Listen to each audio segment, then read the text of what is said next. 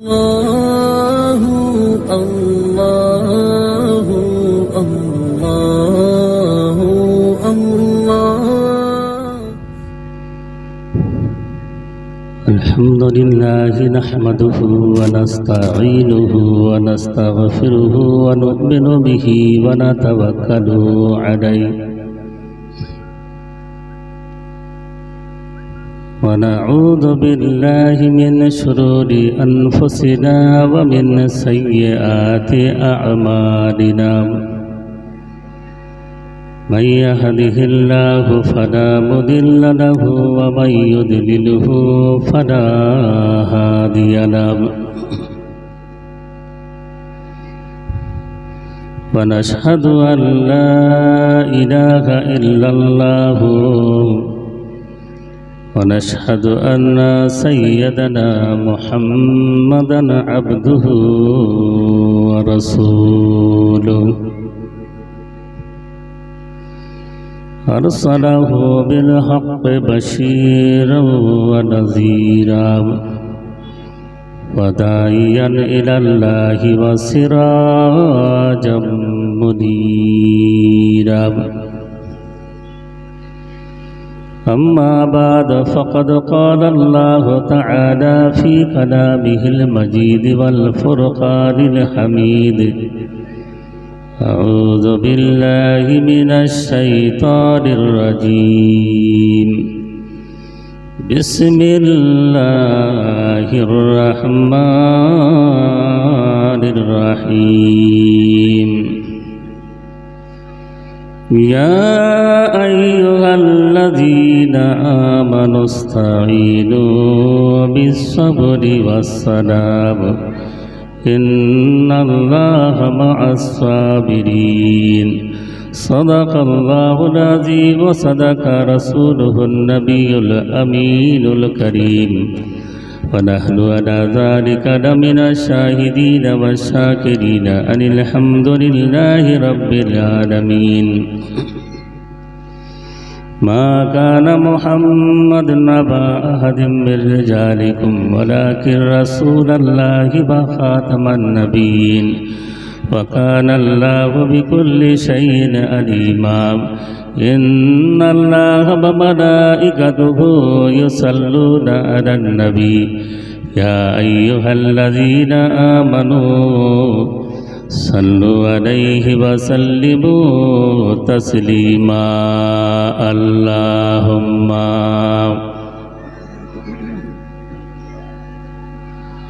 مولانا محمد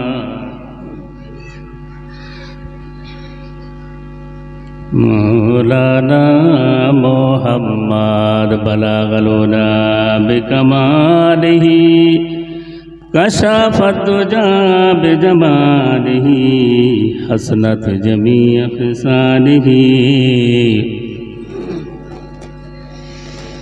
زمین و زمان تمہارے لیے مکین و مکان تمہارے لیے جوڑے بولیں ایک بار سبحان اللہ کلام اعلیٰ حضرت زمین و زمان تمہارے لیے مکین و مکان تمہارے لیے زمین و زمان تمہارے لیے مکین و مکان تمہارے لیے زمین و زمان تمہارے لیے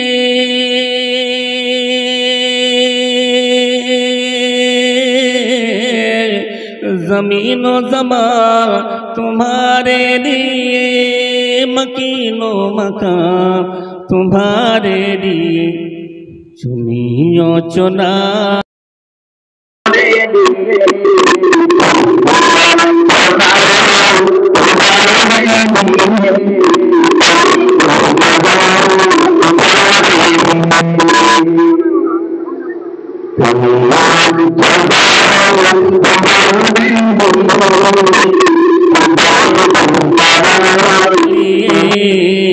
उठे भी वहाँ तुम्हारे लिए, ज़मीनो ज़मा तुम्हारे लिए, चुनियो चुना तुम्हारे लिए। अल्लाहुम्मा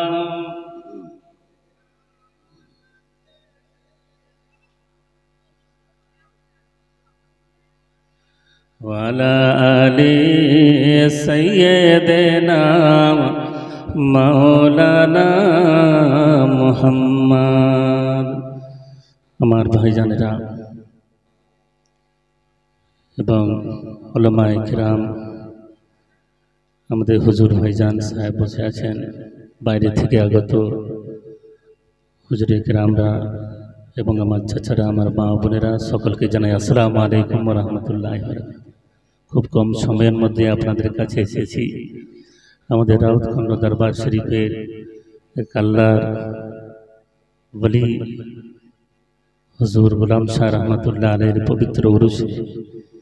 কিন্তু আশ্চর্য একটাই লাগে, আজকে আমরা সব এধারে ধরে ছুটিয়ে বসে আছি, অথচ আমরা কতবার হাজারো কোটিবার শুনেছি যে আল্লাহর ওলির মজলিসে, নবীর মজলিসে এসে বসলে সে বান্দার গুনাহগুলো ঝরে যায়। সুবহানাল্লাহ বলেন। এটা জান্নাতুল বাগী বলা হয়েছে। এই জান্নাতে বসতে মানুষ চায় না, তাই এই ধারে ধারে ঢুকে আছেন, আপনারা চলে আসেন, বসেন। আপনাদের খুব সুন্দর সুন্দর বক্তা আনা হয়েছে। একটা বাচ্চা ছেলে কত সুন্দর গজল পড়েছিল, খুব ভালো লাগছিল।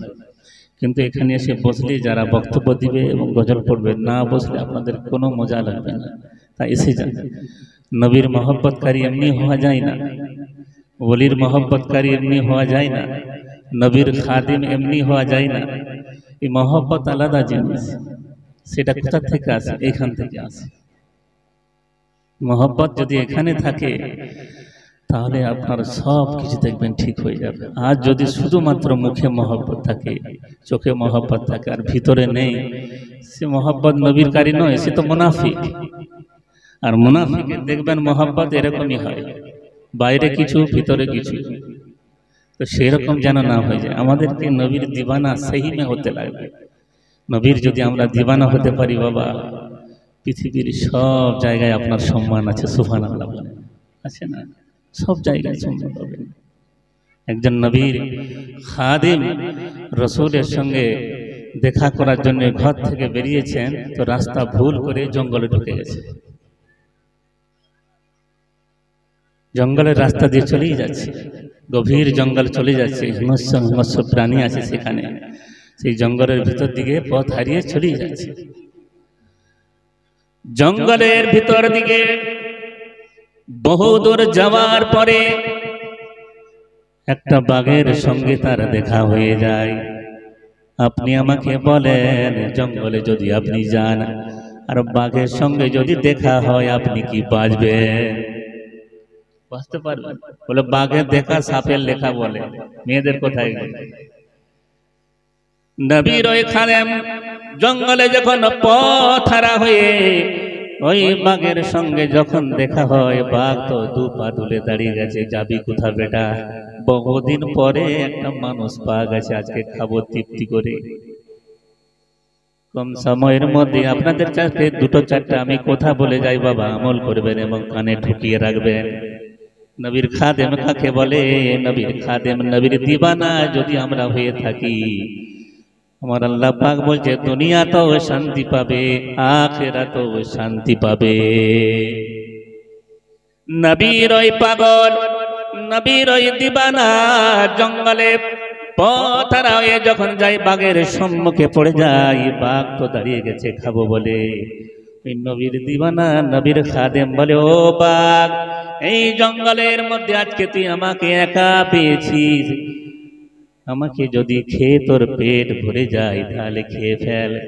আমাকে খেয়ে ফেললে যদি তোর খিদা মিটে যায়, খেয়ে ফেল। কিন্তু বঙ্গ জঙ্গলের প্রাণী বাঘ, একটা কথা তোমাকে বলে রাখি, আমাকে খেয়ে ফেললে হয়তো তোর একদিন খিদা মিটে যাবে, ঠিক কিনা?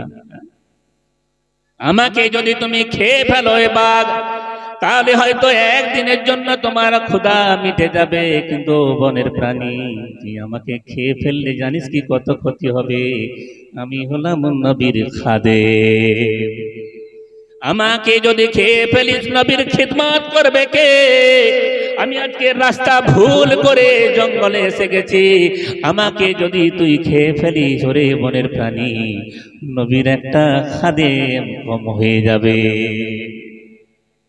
এমন করে যখন নবীর ওই খাদেম এইভাবে ওই হিংস্র প্রাণী বাঘের কাছে যখন কথা বলে, বাঘ দু পা নামিয়ে দিয়ে চোখের দিকে ঝরঝর করে পানি ঝরে।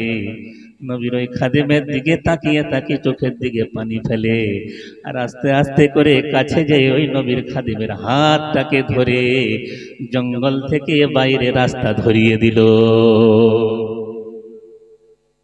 একটা পশু জানোয়ার যদি নবীর খাদেমকে চিনতে পারে, শুধু নবীর নাম নিয়েছে, নবীর নাম নেওয়ার কারণে যদি বাঘের মুখ থেকে বাঁচা যায়, মোহব্বত যদি অন্তরে থাকে বান্দারে, ওই জাহান্নামের আগুন থেকেও বাঁচা যাবে। বাঁচা যাবে না? তেমন মোহব্বতকারী হতে হবে। নবীদের জীবনী আপনি দেখেছেন, কত নবী দুনিয়াতে এলো, দুনিয়াতে বান্দারে থাকতে গেলে পরীক্ষা দেওয়া লাগবে, কত পরীক্ষা নেবে। আল্লাহর ওলিদেরকেও পরীক্ষা নিয়েছে, নবীদেরকেও পরীক্ষা নিয়েছে। আপনাকে আমাকে কি ছেড়ে দিবে নাকি বলে? আমরা তো একটা সাধারণ মানুষ, আমাদের উপরে তাহলে কত পরীক্ষা, কত ঝড় যাবে।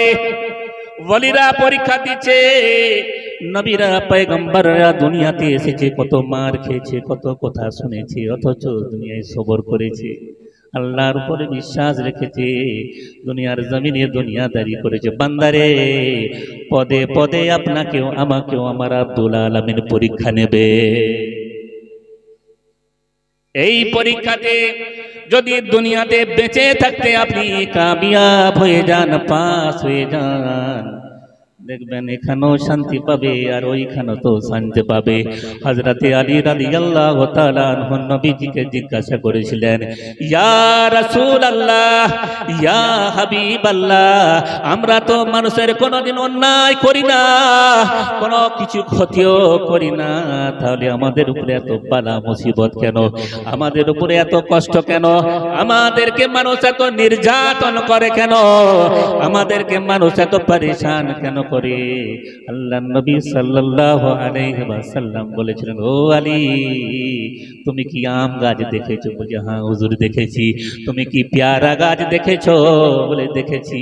তুমি কি নিম গাছ দেখেছো? বলে হুজুর দেখেছি। কখনো নিম গাছের উপরে পাথর চালাতে দেখেছো নাকি? বলে না। নিম গাছে কেউ ঢেলা মারে? মারে। তাহলে কেন আম গাছ তো মানুষের ক্ষতি করে না? ওই আম গাছটা দুনিয়ার জমিনে যতদিন বেঁচে থাকে, হায়াত থাকে, মানুষকে মিষ্টি মিষ্টি ফল খাওয়ায়, কি সুন্দর সুন্দর ফল। এখন আপনারা খাচ্ছেন তো আম খাচ্ছেন, দেখবেন আবার কিছু ছেলেরা আছে, আমরা আছি, পাথর দিয়ে ঢেলা দিয়ে গাছের ডালপালা পর্যন্ত নষ্ট করে দিই। সে আপনার ক্ষতি করে না, আপনার উপকার করছে, আপনি ঢেলা মারছেন। নবীজি বলে, আলী রে, আম গাছটা যদি ঢেলা খায়, আম খাইয়ে দেওয়ার পরও যদি ঢেলা খায়, আলী আমরা কেন ঢেলা খাবো না? আমরা কষ্ট পাবো না? দেখেছেন কষ্ট না? আল্লাহর রাস্তায় থাকতে গেলে দুনিয়ার ওই মানুষেরা, মুনাফিকেরা, বেঈমানেরা আপনাকে টার্গেট করবে, আপনার বিরুদ্ধে কথা বলবে। হক কথা যখন দুনিয়ার জমিনে আপনি কায়েম করবেন, হাজারো মানুষ আপনার পিছনে লেগে যাবে, আপনার পিছন দিকে টানবে। সত্য কথা মানুষের হজম হতে চাইবে না। রব্বুল আলামিন কুরআনে পাকের মধ্যে বলেছেন, যা আল হক ওয়াজহাকাল বাতিল ইন্না বাতিলা ওয়া কানা যাহুকা। জোরে বলেন একবার সুবহানাল্লাহ। রব্বুল আলামিন বলেছেন, ও বান্দা, দুনিয়ার জমিনে যখন থাকবি, সত্য কথাগুলো যখন মানুষের সামনে বলবি, সে বলবে এগুলো নতুন নতুন কথা কেন শুনছি, এগুলো তো আমরা শুনি নাই। নবীর বাণীগুলো যদি আপনি বলেন, হাদিসের কথাগুলো যখন বলবেন, ওদের কানে বাজবে, লাগবে ওদের কানে, বেজার হবে না, এগুলো চলবে না। আপনার পেছনে লাগবে, আপনার পেছনে ঢেলা মারবে। এরা এই নবীদের আমল থেকে হয়ে আসছে, নতুন কথা নয় বাবা। আল্লাহর ওলি হওয়া সহজ কথা নয়। কত রকম বালা যাবে, কত মুসিবত যাবে, কত ঝড় যাবে। শুধু আল্লাহর ওলি কেন, আপনি আজকে থেকে একটা ভালো মানুষ হওয়ার চেষ্টা করে দেখেন, আপনার পিছনেও হাজার মুসিবত লেগে যাবে। দেখেন চেষ্টা করে। একজন আমাকে বলছিল, বুঝলেন, আমাদের মুসল্লি, ওই যে হুজুর, যখন আমি এই নামাজ রোজা করতাম না, তখন আমার বেশ ভালোই চলছিল, রোজগারও হচ্ছিল, মানুষ আমাকে ভালো বলছিল। আমি যখন থেকে এই সৎ পথে নেমেছি, আমার চতুর্দিকে বালা মুসিবত আসছে। আমি বললাম, বান্দারে, এরপর আমি বুঝতে পারলাম আল্লাহ তোমায় ভালোবাসছে। সুবহানাল্লাহ বলেন। যখন দেখবেন এগুলো আপনার বাড়িতে বেশি বেশি করে আসছে, আপনাকে বুঝে নিতে হবে আমার আল্লাহ আমার সাথে আছে।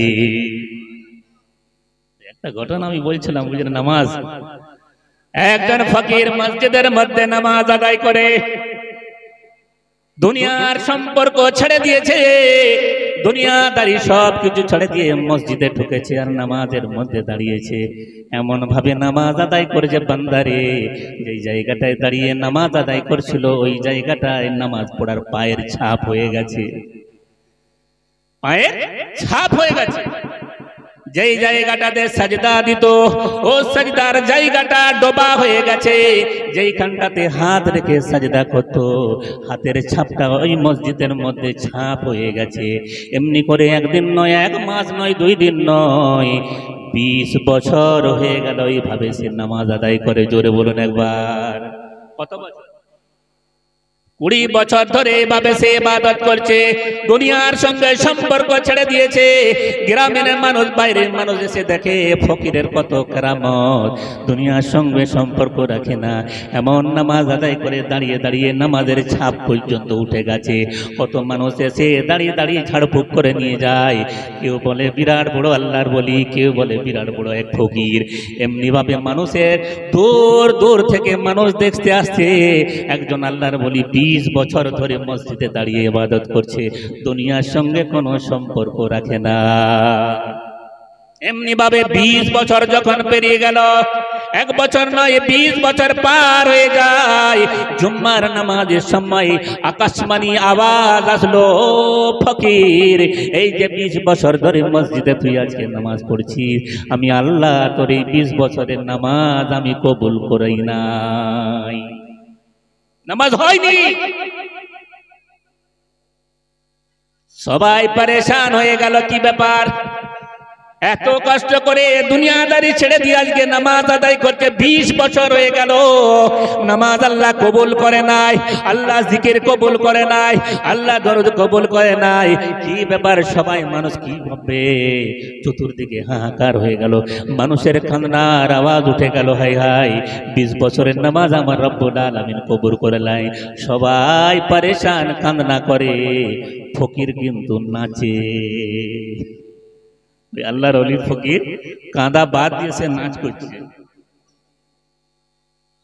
বান্দারা বলে, কি ব্যাপার, সবাই কাঁদে, ইমাম সাহেব পর্যন্ত কাঁদছে, আর ফকির তুমি নাচছো, কি ব্যাপার? বলে, বেটা, আমার আল্লাহ কবুল করেছে কিনা আমি জানি না, আমি জানতেও চাই না। সুবহানাল্লাহ বলেন।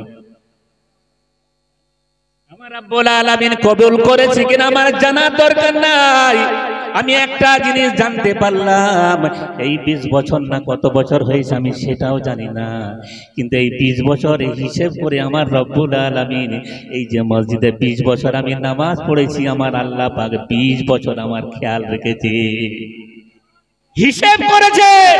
আবার আল্লাহ বলছে, তুই 20 বছর এখানে ইবাদত করছিস, রব্বুল আলামিন 20 বছর আমার দিকে তাকিয়েছিল, 20 বছর আমাকে স্মরণ রেখেছে, কবুল করেছে কিনা আমার জানার দরকার নাই, আল্লাহ 20 বছর ধরে আমার দিকে তাকিয়েছিল, এইটাই গাদা, এইটাই আমার অনেক। ওলি হওয়া এত সহজ নয়। যখন এই ফকিরের এইরকম অবস্থা দেখে রব্বুল আলামিন বলে, আরে ফকির, তোকে আমি আর কত পরীক্ষা দেব, কত পরীক্ষা তুই সহ্য করবি, এই কবুল হয় না বলে আমি তোরে পরীক্ষা নিয়েছিলাম, তুই আজকে এই পরীক্ষাটা তো আজকে কামিয়াব হয়ে গেলি। পরীক্ষা নেবে না, শুধুই মনে করছেন পেরিয়ে যাবেন নাকি? দেখেছেন পীর সাহেবদের কষ্ট, ইমামদের কষ্ট দেখেছেন? গ্রামের মানুষদের দেখবেন কাজ, কারো উপরে নজরদারি থাকে না, শুধু পীর সাহেবদের উপরে আর ইমামদের উপরে, আলেমদের উপরে দিন রাত নজর দিয়ে রেখেছে বডিগার্ড দিয়ে। এরকম ভাবে যদি নিজের পরিবারদের উপরে নজর রাখতো, নিজের আওলাদের উপরে যদি ফলো করতো, নিজের সন্তানের উপরে যদি ফলো করতো, নিজের বিবির উপরে এইভাবে যদি নজরদারি করতো, সংসারটা জান্নাত হয়ে যেত। এই ভুলটা করলে, এই ছেলে ভুল করবে না, এই স্ত্রী ভুল করবে না, এই মা তুমি ভুল করবে না, এটা তুমি হারাম করলে, এটা তুমি অন্যায় করলে, এইভাবে যদি নিজের সংসার উপরে নজরদারি করতো, জান্নাত পেয়ে যেত। এরা নজরদারি করে এই ভালো মানুষগুলোর উপরে ফলো, যেখানে নজর দেওয়ার কথা সেখানে নজর দেয় না, আছে না? দেবে না। ছেলে যদি অন্যায় করে বাড়িতে ঢুকে আর ওই বাড়িওয়ালা যদি পেছনে পেছনে আসে, তোমার ছেলে অন্যায় করে এলো, বাপ বলবেন না কখনোই না, মিথ্যা বলছো, বলে না? মিথ্যা করলো, বদমাইশি করলো, দেখবেন মা বাপ ছেড়ে দেয়, মাফ করে দেয়, মোহব্বত দাও বাবা, ভালোবাসা দাও, কেউ মানা করে না। কিন্তু অন্যায় করলো, নিজের ছেলেকেও বকছিয়ে দিও না। প্রতিবাদ, তুমি ভুল করলো। সব জায়গায় ভালো প্রশংসা করো। আল্লাহ নবী সাল্লাল্লাহু আলাইহি ওয়াসাল্লাম বলেছে, একটা ভালো কথা যদি তুমি শুনে থাকো, সেই ভালো কথাটা মানুষের সামনে চালিয়ে দাও, ছড়িয়ে দাও, ছিটিয়ে দাও, মানুষ যেন শিক্ষা করে। খারাপ অন্যায় কথা শুনতে পেলে চোখ কান বন্ধ করে দাও, সরে যাও এখান থেকে। আপনি আমাকে বলেন, আমরা যখন আড্ডা দিয়ে এক জায়গায়, ভালো কথা বেশি চলে না, খারাপ কথা বলছেন না কেন? এখন চুপ আছেন, বলেন। দিন রাত খালি চুগলখোরগুলো বসে আছে, এমন অভ্যেস হয়েছে, ওই চুগলখোরদের কথা যদি কানে একদিন না যায়, সে পাগল হয়ে যাবে। হায় হায়, আজকে কিছু শুনতে পাইনি, এত বদমাইশ হয়েছে। আজকে আমরা এক আল্লাহর ওলির দরবারে এসেছি, বাবা আজকে তওবা করেন।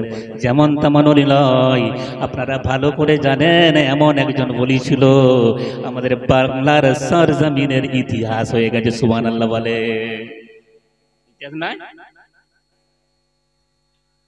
তাই বলি আরজু হাসিল তোমার হয়ে যাবে। সুবহানাল্লাহ বলেন সবাই, হাত দুটো তুলে একবার বলেন, আরজু হাসিল তোমার হয়ে যাবে, সামনে মঞ্জিল তোমার হয়ে যাবে, কে দামনে গোলাম শাপিয়া,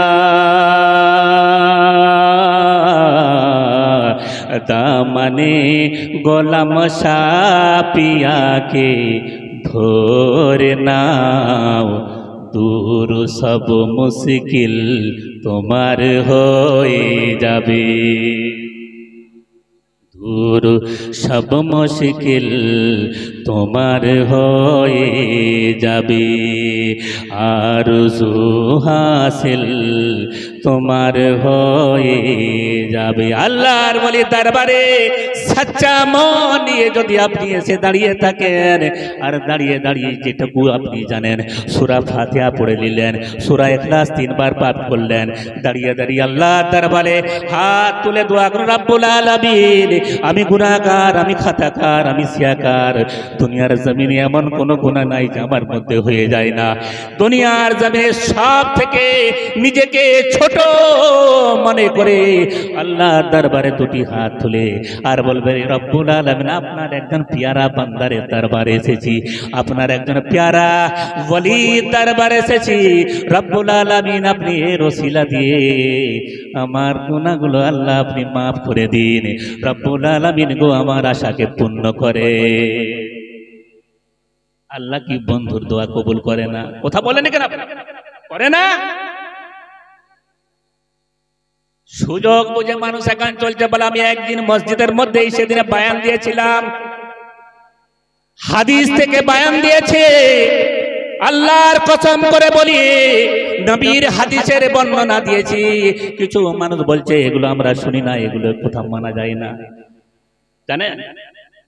আমি বলেছিলাম আল্লাহর নবী সাল্লাল্লাহু আলাইহি সাল্লাম বলেছেন, যদি কোনো বাড়িতে মাইয়াত হয়, মা মারা যায়, বাপ মারা যায়, 3 দিন তাদেরকে শোক পালন করতে হয়। ঠিক কিনা শুনেছেন আপনারা? পালন করতে হয় না? আপনি যে কোনো মৌলবীদেরকে জিজ্ঞাসা করুন, আমার আহলে সুন্নতি নয়, দুনিয়ার জমিনে যত আলেম আছে একমত, কোন বাড়িতে যদি বাপ মারা যায়, সন্তান মারা যায়, 3 দিন শোক পালন করা লাগবে আপনাকে।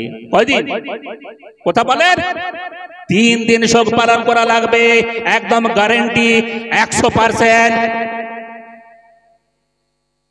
মাইয়াত হয়ে গেলে গ্রামের লোকেরা যারা আত্মীয় আছে তাদের কর্তব্য সবাই মিলে ঝাঁপিয়ে তাদের পাশে দাঁড়ানো, একটুকু খাবার রান্না করে দেওয়া তাদের জন্য, বাইরে থেকে যারা এসেছে তাদের জন্য খাবার রান্না করে দেওয়া।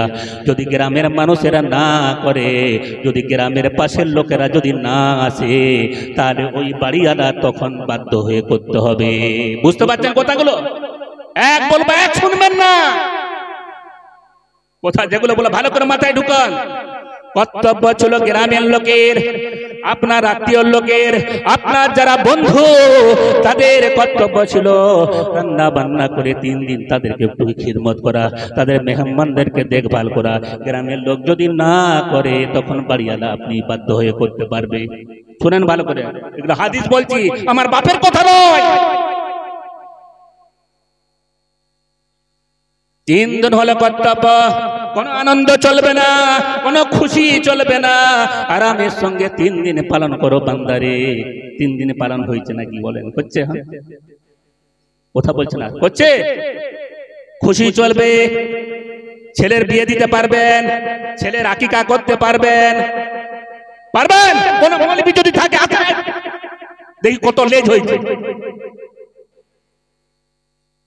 বাপ মারা গেছে 20 বছর ধরে, 30 বছরের বুকে লালন পালন করলো বান্দারে, কত মায়া করলো, কত মহব্বত করলো, আদর দিয়ে বড় করলো 20-30 বছর ধরে, আর 3 দিন ধরে তুমি শোক মানাতে পারছো না। 3 দিন পাচ্ছ না তো আপনার জানা হয়নি? 3টা দিন আমাদের বাংলায় ছোটবেলায় শুনেছিলাম, ওটাকে তেতো ভাত বলা হয়। হাদিস জিনিস হবে না বাবা, মানতে হবে। যদি কেউ এই কাজের মধ্যে যদি কাছে না আসে, যদি সামনে যদি এগুলো করার জন্য গ্রামের লোক বন্ধুরা যদি না আসে, বাধ্য হয়ে ওই ঘরের মালিকেরা নিজেদের জন্য মেহমানদের জন্য খরচা করে রান্না করতে পারবে। যদি না আসে, শুনতে পাচ্ছেন ভালো? তা নাহলে দায়িত্ব হলো কার? আপনার আত্মীয়দের। কিসের আত্মীয়? তাদের দায়িত্ব ছিল। এরপর আপনি 3 দিন যখন পার হয়ে যাবে, এরপর আপনি চলেন যা করার কর্ম, তো কর্ম আপনি করেন না। শোক তাহলে কিসের বলেন? আপনি মুহররম মাসের 10 তারিখে বিয়ে ঘর করতে পারবেন? পারবেন? কেন পারবেন না বলেন? আগে পারবেন না কেন? আমাদের সুন্নিরা শুধু 10 তারিখে নয়, মুহররম মাসেই বিয়ে করে না, বিয়ে ঘর করে না। করে? আমার ইমাম হোসেন শহীদ হয়ে গেছে, সুবহানাল্লাহ। এগুলো হচ্ছে আহলে সুন্নাত ওয়াল জামাতের তরিকা। আমাদের শহীদদের জন্য মহব্বত হয়, বাপের জন্য হবে না, মায়ের জন্য হবে না, ছেলের জন্য হবে না, সন্তানের জন্য হবে না। সবার জন্য আইন সমান বাবা। শুধু আমার জন্য আইনটা আলাদা, হাফিজ সাহেবের জন্য আলাদা, পীর সাহেবদের জন্য আলাদা না। আইন আল্লাহ, আল্লাহর রাসূলের আইন সবার জন্য সমান। এটা মাথায় রাখতে হবে, আপনার জন্য না। এরপর আর একটা কথা বলি, এই যে বাপ মারা যাবার পর গ্রামবাসীরা যদি টাকা খরচা না করে, খরচা যদি বেশি হয়, যদি আপনার কাছে টাকা খুঁজে আপনি দিতে পারবেন, আপনার টাকা দিয়ে ওইটা কাজ ঘরটা আপনি করাতে পারবেন, মেহমানদেরকে খাওয়াতে পারবেন, নিজেরাও খেতে পারবেন। কিন্তু আনন্দ বলে কোনো জিনিস আপনার 3 দিন বন্ধ থাকবে, হিসেব রাখতে হবে। আপনার জীবনের সংসার চলে গেল, আমার মা বাপ চলে যাচ্ছে, এই মহব্বতটা আপনি দিতে পারবেন না 3টা দিন। এইটার নাম হলো ঈমান। আপনার কত কষ্ট করে মানুষ করেছে আপনাকে, কত মহব্বত দিয়েছে, কত বড় করেছে। বেঁচে থাকতে তো কিছু করে না, বেঁচে থাকতে রস এনে দিল না, মারা যাচ্ছে, বাপ পড়ে আছে, মা পড়ে আছে, এরপর রস নিয়ে যাও, জুস নিয়ে এসছে বাবু, দিয়ে বলে আব্বা খাও, মা খাও। মা মনে মনে করছে বাবা যখন টাটকা ছিলাম কই রসগুলো আমি তো দেখতে পাই না, জুসটা এই ফলটা আমি দেখতে পাই না, তখন আজকে মরে যাচ্ছে, আমার গলায় বেরোচ্ছে না, এখন এনেছিস বাবা, এটা 6 মাস আগে দিলে আমি আরো 6 মাস বাঁচতাম রে বাবা, হায়াতের মালিক আল্লাহ সেটা ঠিক, কিন্তু এগুলো আগে দিলি না। মরে যাওয়ার পর মরে যাচ্ছে, এরপর সবাই এসে দেখাচ্ছে বাপকে কত ভালোবাসি, মাকে কত ভালোবাসি, হুজুরকে কত ভালোবাসি, সবাই চলে এসে দেখাচ্ছে। আর বাচ্চা খেতে পারে না, আর হালকে যায় না, আর গিলতে পারে না, আপনি নিয়ে এসে কি করবেন? ওইটা তো গেল, আর মারা গেছে। এমন এমন আমি লোক নিজে চোখে দেখা মা বাপের সেবা করে না, মারা গেছে, এরপর লোক দেখানোর জন্য 2-4টা গায়ে গরু কেটে গাদা করে সব খাওয়াচ্ছে। ভাড় মে যায় তোমার মহব্বত, এটা এই মহব্বতের আপনার কোনো দাম নাই। আপনি বেঁচে থাকতে মায়ের দোয়া নিয়েছেন, বেঁচে থাকতে বাপের দোয়া নিয়েছেন, বাপ মরে যাওয়ার সাথে বলেছে রব্বুল আলামিন এই সন্তানের উপর আমি খুশি, জান্নাতি হয়ে গেছে, সুবহানাল্লাহ। বেঁচে থাকতে স্বামী মারা যাচ্ছে, বউ বেঁচে আছে, বউ যদি সেবা করে থাকে, আর স্বামী যদি বলে যায় রব্বুল আলামিন আমার এই বউয়ের সঙ্গে আমি খুশি ছিলাম, আমাকে খুব আদর করেছে, আমার খুব সেবা করেছে, আল্লাহ আমি কত গুনাহগার, আমি কত পাপী, আপনার দরবারে আপনি জানেন, আমি কত ভালো কাজ করেছি জানি না, আমার এই বউ আমাকে বিরাট মহব্বত দিয়েছে, প্রচুর ভালোবাসে, আল্লাহ আমাকে যাই করে না করে আমার বউকে জান্নাতি করো। স্বামী দোয়া কবুল, সুবহানাল্লাহ। এই দোয়াগুলো নিবেন না বেঁচে থাকতে। মা বাপকে গালি দেয়, দেয়নি? কথা বলেন না কেন, দেয়নি? মা বাপকে চিল্লায় যে মা তোমাকে এতদিন পেটে রাখলো, গর্ভে রাখলো, এতদিন ই করলো, মাকে খারাপ ভাষা বলে বাখান দেয়, যেটা গোদা বাংলায়। লজ্জা থাকা দরকার মুসলমান। কিসের মুসলমান আপনি? কাঠের মুসলমান। তাই আল্লাহর কাছে দোয়া করেন, আল্লাহ পাক আপনাকে আমাকে আমাদের সকলকে হিদায়াত দেখ, ইহদিনাস সিরাতাল মুস্তাকিমের পথে চলার তৌফিক আতা করুক। আস্তাগফিরুল্লাহ রাব্বি মিন কুল্লি যামবি ওয়া আতুবু ইলাইহি ওয়া আখিরু দাওয়ানা আলহামদুলিল্লাহি রাব্বিল আলামিন।